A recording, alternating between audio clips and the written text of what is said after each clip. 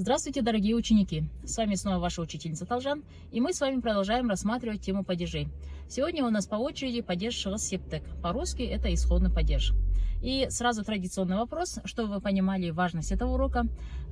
Пожалуйста, ответьте на такой вопрос. Как можно сказать «я иду из дома» или «я иду со школы» или «я иду от бабушки»? Если ты знаешь ответ на этот вопрос, тогда пропускай. Если нет, давай сейчас с тобой рассмотрим, как это можно сделать на казахском языке. Чтобы мы хорошо освоили эту тему, нам нужно знать такие окончания шығыс септік, как нан-нен, дан-ден, тан-тен. Эти окончания являются эквивалентом предлогов в русском языке, такие как с, из, от и так далее. И предложения с такими окончаниями отвечают на вопросы «откуда», «из чего», или от кого и так далее. Итак, давайте будем рассматривать эти окончания по одному. Начнем с нан-нен. Здесь два окончания, один твердый, другой мягкий. Вы обратили внимание, да? Кто знает уже эти особенности казахского языка.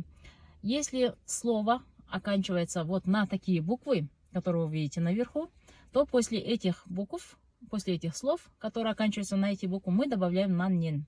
Сразу приведем пример. Я услышал от своей мамы. Мен, мама, она.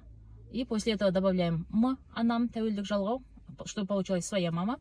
И окончание нан, потому что слово заканчивается на букву м. Мен, анам, нан, естедім, услышал. Давайте теперь разберемся, когда мы ставим окончание нен. Если слово мягкое, мы ставим нен. Я услышал от своей бабушки. Мен, бабушка будет әже.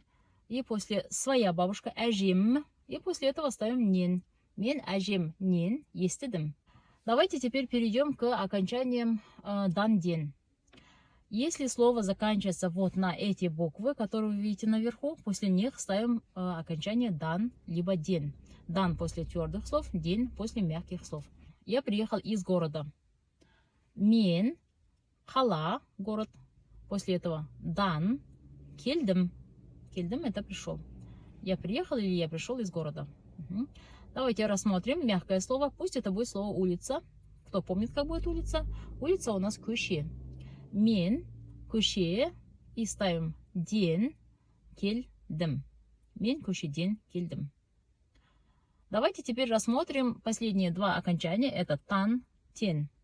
Тан-тен имеют глухие буквы Т, поэтому эти окончания добавляются только после глухих букв, если слово заканчивается на глухое.